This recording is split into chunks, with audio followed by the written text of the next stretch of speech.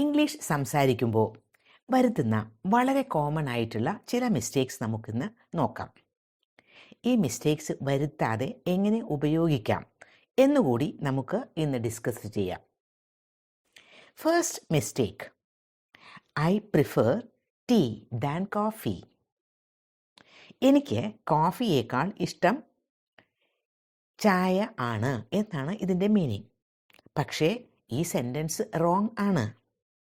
എന്താണ് മിസ്റ്റേക്ക് എന്നല്ലേ? എന്താണ് ഈ ഒരു സെൻറ്റൻസിനുള്ള പ്രോബ്ലം? ഇതിലെ ദാൻ എന്ന വാക്കാണ് തെറ്റായ വാക്ക്. പ്രിഫർ എന്നതിൻ്റെ കൂടെ നമ്മൾ ദാൻ അല്ല ഉപയോഗിക്കേണ്ടത്, ടു ആണ് ഉപയോഗിക്കേണ്ടത്. പ്രിഫർ സംതിങ് ടു സംതിങ് ആണ്. I prefer tea to coffee എന്ന് പറഞ്ഞാൽ സെൻറ്റൻസ് കറക്റ്റായി. ദാൻ നമുക്ക് വേണ്ട, പ്രിഫർ ഉള്ളപ്പോൾ. I prefer tea to coffee. ഇനി ദാൻ ഉപയോഗിക്കേണ്ട വേറെ സന്ദർഭങ്ങൾ ഉണ്ട്. അതെന്താണെന്നല്ലേ നോക്കാം. ബെറ്റർ എന്ന വാക്കാണ് ഉപയോഗിക്കുന്നതെങ്കിൽ ബെറ്റർ ദാൻ എന്നുപയോഗിക്കാം. To be better than something. Tea is better than coffee. കോഫിയേക്കാളും നല്ലത് ടീ ആണ് എന്നാണ് അതിൻ്റെ മീനിങ്. ബെറ്റർ എന്നായതുകൊണ്ട് നമുക്ക് ദാൻ ഉപയോഗിക്കാം, അത് കറക്റ്റാണ്. ഇനി മോർ എന്ന വാക്കാണ് നമ്മൾ ഉപയോഗിക്കുന്നതെങ്കിലും അതിൻ്റെ ഒപ്പം നമുക്ക് ദാൻ ഉപയോഗിക്കാം. I like tea more than coffee. ഞാൻ കോഫിയേക്കാളും കൂടുതൽ ഇഷ്ടപ്പെടുന്നത് ചായ ആണ്. അങ്ങനെ പറഞ്ഞാലും സെൻറ്റൻസ് കറക്റ്റ് തന്നെ. പക്ഷേ പ്രിഫർ ഉപയോഗിക്കുമ്പോൾ ടു തന്നെ മതി. ഒരുപാട് ആളുകൾ ഇത് മിസ്റ്റേക്സ് വരുത്താറുണ്ട്. പക്ഷേ സ്റ്റാൻഡേർഡ് ഇംഗ്ലീഷ് പ്രിഫർ കഴിഞ്ഞാൽ ദാൻ ഉപയോഗിക്കുന്നത് തെറ്റാണ് എന്ന് തന്നെയാണ് കണക്കാക്കുന്നത്. അപ്പോൾ നമുക്ക് പ്രിഫർ കഴിഞ്ഞാൽ ടു തന്നെ ഉപയോഗിച്ചാൽ മതി. ഇനി വേറൊരു മിസ്റ്റേക്ക് പറയട്ടെ, വളരെ കോമൺ ആയിട്ട് ഉപയോഗിക്കുന്നത് റിപ്പീറ്റ് ദാറ്റ് എഗെയിൻ. അത് തെറ്റാണ്. എന്തുകൊണ്ടാണ് ഇത് തെറ്റാവുന്നത്? റിപ്പീറ്റ് എന്ന് പറഞ്ഞാൽ ആവർത്തിക്കുക എന്നല്ലേ മീനിങ്. അപ്പോൾ അതിനകത്ത് തന്നെ ഉണ്ട് എഗെയിൻ, വീണ്ടും എന്ന ഒരു വാക്ക്. പിന്നെ റിപ്പീറ്റ് ദാറ്റ് എഗെയിൻ എന്ന് പറയേണ്ട കാര്യം എന്താ? തെറ്റാണത്. റിപ്പീറ്റ് എന്ന് മാത്രം പറയേണ്ട ആവശ്യമേ ഉള്ളൂ. Could you repeat that please? Repeat that again എന്ന് പറയേണ്ട കാര്യം ഇല്ല, അത് തെറ്റാണ്. Could you say that again please എന്ന് പറയാം. അവിടെ നമ്മൾ റിപ്പീറ്റ് എന്ന വാക്ക് ഒഴിവാക്കിക്കൊണ്ടാണ് പറയുന്നത്. Could you say that again? അതല്ലെങ്കിൽ കുഡ് യു റിപ്പീറ്റ് ദാറ്റ്? അപ്പോൾ അങ്ങനെ ഒരു മിസ്റ്റേക്ക് ഇനി വരുത്തരുത് കേട്ടോ. ഇനി വേറൊരു മിസ്റ്റേക്ക് കൂടി പറയാം. Near from here. പല ആളുകളും ഉപയോഗിക്കാറുള്ളതാണ് നിയർ ഫ്രം ഹിയർ. മിസ്റ്റേക്കാണത്. പിന്നെ ചില ആളുകൾ പറയാറുണ്ട് നിയർ ടു ഹിയർ. അതും തെറ്റാണ്. ശരിക്കും പറയേണ്ടത് എന്താ?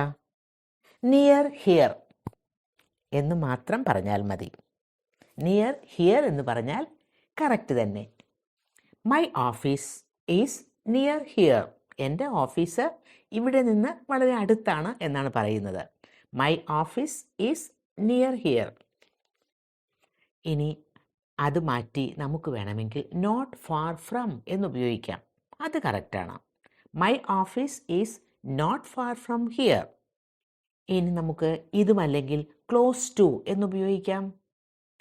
My office is close to here. അതും കറക്റ്റ് തന്നെ. സോ ഇറ്റ്സ് നിയർ ഹിയർ എന്ന് പറയാം. It is not far from here എന്ന് പറയാം. അതൊക്കെ കറക്റ്റ് തന്നെയാണ്. ഇനി വേറൊരു വേർഡ് നമ്മൾ ഉപയോഗിക്കാറുണ്ടല്ലോ, നിയർ ബൈ. ഇതൊരു കൺഫ്യൂസിങ് ആയിട്ടുള്ള വാക്ക് തന്നെയാണ്. പലതരത്തിലും അത് ഉപയോഗിക്കാം, ഇൻ ഡിഫറെൻറ്റ് വേയ്സ്. കാരണം അത് ഒരു ആഡ്വർബ് ആകാനും ഒരു അഡ്ജക്റ്റീവ് ആകാനും പറ്റും നിയർ ബൈ എന്ന വാക്കിന്.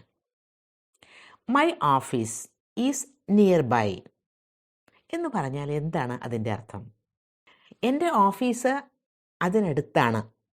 ഇപ്പോൾ നമ്മൾ എന്തെങ്കിലും ഒരു കാര്യത്തെപ്പറ്റി പറഞ്ഞിട്ടുണ്ടാകാം, ഒരു സ്ഥലത്തെ പറ്റി. അപ്പോൾ my office is near A place that I have already mentioned എന്നാണ് മീനിങ്. ഞാൻ ഓൾറെഡി സൂചിപ്പിച്ച ഒരു സ്ഥലം, ആ സ്ഥലത്തിൻ്റെ അടുത്ത് തന്നെയാണ് എൻ്റെ ഓഫീസും. അതാണ് അതിനർത്ഥം. It's close to where I am now. ഞാനിപ്പോൾ എവിടെയാണോ അതിൻ്റെ അടുത്ത് തന്നെയാണ് എന്നാണ് മീനിങ്. ഇപ്പോൾ ഞാൻ സിറ്റിയിലാണ്. And my office is nearby എന്ന് പറഞ്ഞാൽ എൻ്റെ ഓഫീസും അതിനടുത്ത് തന്നെയാണ്. ഇപ്പോൾ ഞാൻ എവിടെയാണോ അതിനടുത്ത് തന്നെയാണ് എന്നർത്ഥത്തിലാണ് നിയർ ബൈ ഉപയോഗിക്കുന്നത്. My office is nearby. Nearby കഴിഞ്ഞാൽ പിന്നെ വേറെ ഒന്നും എഴുതേണ്ട ആവശ്യമില്ല. അത് സെൻറ്റൻസിൻ്റെ എൻഡിൽ തന്നെ നമുക്ക് ഉപയോഗിക്കാം. ഇനി നിയർ ബൈ എന്ന വാക്ക് നമുക്ക് ഒരു അഡ്ജക്റ്റീവായിട്ട് ഉപയോഗിക്കാം. ഒരു കാര്യത്തെ, ഒരു വസ്തുവിനെ ഡിസ്ക്രൈബ് ചെയ്യുന്നതായിട്ട്. എ നിയർ ബൈ വില്ലേജ് എന്ന് പറഞ്ഞാൽ നമ്മൾ പറയുന്ന ഒരു സ്ഥലത്തിൻ്റെ അടുത്തുള്ള ഒരു village. A nearby village എന്ന് പറയുന്നത് അതാണ്. We went on holiday to Thiruvananthapuram and we had dinner in a nearby village. ഞങ്ങൾ ഹോളിഡേയ്സിൽ തിരുവനന്തപുരത്ത് പോയി, എന്നിട്ട് ഞങ്ങൾ ഡിന്നർ കഴിച്ചത് എവിടെ നിന്നാ? In a nearby village എന്ന് പറയുമ്പോൾ അതിനടുത്ത്, തിരുവനന്തപുരത്ത് അതിനടുത്ത് തന്നെയുള്ള, ഞങ്ങൾ ആ പോയ സ്ഥലത്തിന് അടുത്ത് തന്നെയുള്ള ഒരു വില്ലേജിൽ നിന്നാണ് ഞങ്ങൾ ഭക്ഷണം കഴിച്ചത് എന്നാണ്. We went on holiday to Thiruvananthapuram and we had dinner in a nearby village. അപ്പോൾ ആദ്യം ട്രിവാൻഡ്രത്തെ പറ്റി, തിരുവനന്തപുരത്തെ പറ്റി പറഞ്ഞു. എന്നിട്ട് പിന്നെ പറയുകയാണ് നിയർ ബൈ വില്ലേജ്. അപ്പോൾ തിരുവനന്തപുരത്തിന് അടുത്തുള്ള ഒരു വില്ലേജ് എന്നാണ് അതിൻ്റെ meaning. It is close to Thiruvananthapuram. ഇവിടെ ആ സെൻറ്റൻസ് നിയർ ബൈ വില്ലേജ് എന്ന് പറയുമ്പോൾ ആ വില്ലേജിനെ ഡിസ്ക്രൈബ് ചെയ്യുകയാണ്. അതുകൊണ്ട് തന്നെ അതൊരു അഡ്ജക്റ്റീവായിട്ടാണ് അവിടെ ഉപയോഗിച്ചിരിക്കുന്നത്. ദ നിയർ ബൈ ഷോപ്പ് എന്ന് പറയുമ്പോൾ ഷോപ്പ് എന്ന നൗണിനെ ഡിസ്ക്രൈബ് ചെയ്യുന്ന അഡ്ജക്റ്റീവ് ആണ് nearby. The nearby shop. ഇനി വി ഷോപ്ഡ് നിയർ ബൈ എന്ന് പറഞ്ഞാലോ, അവിടെ ഷോപ്ഡ് എന്ന ആ ഒരു വേർബിനെ ഡിസ്ക്രൈബ് ചെയ്യുകയാണ് നിയർ ബൈ എന്ന വാക്ക്. അവിടെ അതൊരു ആഡ്വേർബ് ആണ്.